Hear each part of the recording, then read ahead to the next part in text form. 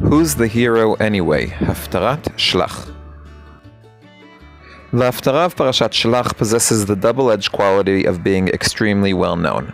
On the one hand, it needs no introduction. The Haftarah shares with us the famous story of the spies Yoshua sends to Yericho and their encounter with Rachav. On the other hand, it's been examined from so many angles. What is left to say? So, this week's discussion will be even more obscure than usual. Let's see with a brief note I believe should be obvious.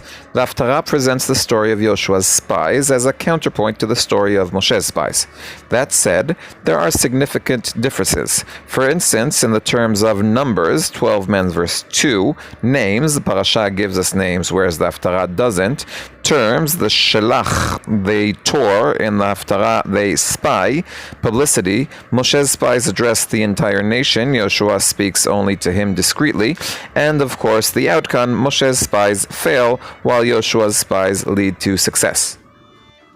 Beyond what we just said, there are also a few hidden hints connecting the stories indirectly. For example, although Moshe's men are not called spies in Parashat Shelach, they are in Parashat Dvarim, which uses the verb vayiraglu, they spied it out.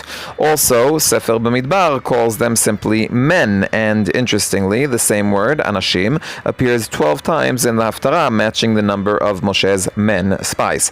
And with that, we've wrapped up the familiar connections and lack thereof between the Haftarah and the parasha in 3 short paragraphs. Now what?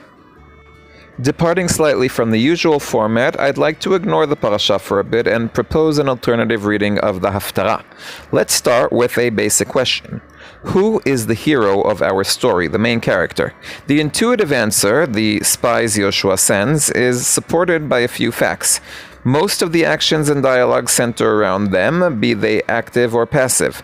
They are sent, they go, they lie down, they are oath-bound, and they bind others.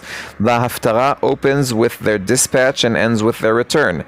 Add to that the rabbinic tradition that links them to the sin of the spies, and they seem like the default heroes.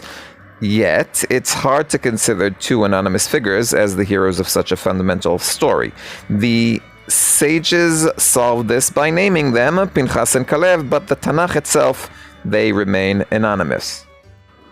Another candidate is Rachav. She's no less active than the spies, and perhaps even more so. She saves them twice from Yericho's soldiers, she reveals the great fear the land's inhabitants feel towards the Israelites, and importantly, she is named. But here's an interesting detail. She's only referred to by name twice, and only at the beginning of the Haftarah before she becomes the story's central figure. From verse 4 onwards, as she becomes more active, she's referred to simply as the woman or she, as if her increasing agency pushes her out of the spotlight. Using these same questionable criteria, we can point to another possible hero. The only other named person in the story is Yoshua. His name appears 3 times in the chapter, and everything that happens unfolds at his command. The story opens with Yoshua sending the spies, first mention, and ends with a summary of their mission, 2 more mentions. Based on this metric, Yoshua actually outranks Rachav, who is only mentioned twice.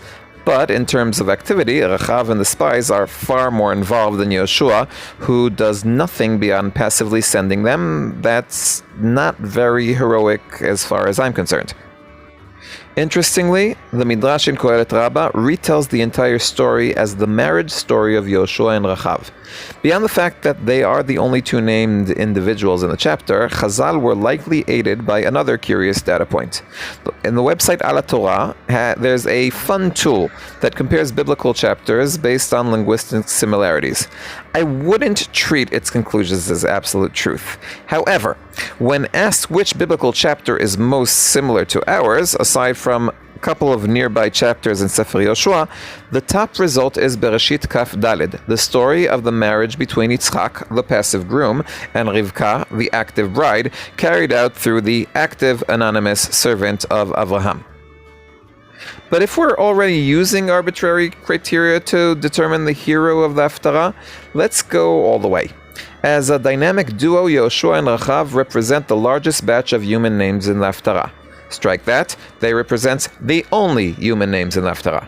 But there is one non-human name that beats them both. Shem Hashem, Yud Kei Vav Kei, appears 6 times in the Haftarah, more than all human names combined.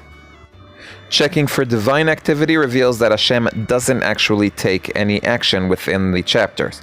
However, the increasing concentration of Hashem's name reveals something deeper. At the beginning of the chapter, Hashem is absent and the mission stumbles. Despite being sent covertly, the spies are immediately discovered by the king of Yericho in verse 2. Without Rachav's swift intervention, the mission would have failed almost before it began. The turning point comes when Rachav tells the men just how terrified the land's inhabitants are, and she attributes it all to Hashem. From that moment, Hashem's presence in the narrative grows. The spies regain their footing and agency, leading to the optimistic conclusion, for Hashem has given the entire land into our hands. Ata gibor leolam Hashem. Will the criteria I used here, name frequency, activity level, be adopted by future generations to determine biblical heroes? I highly doubt it. But that wasn't my goal. My goal was to have fun with Haftarah, not to become its hero. In memory of my beloved and heroic student, a true hero, Amichai Shimon ben Ishayan bat Yarubin Hashem Yikom Damo, Dovi Holtz, one who loves Tanakh.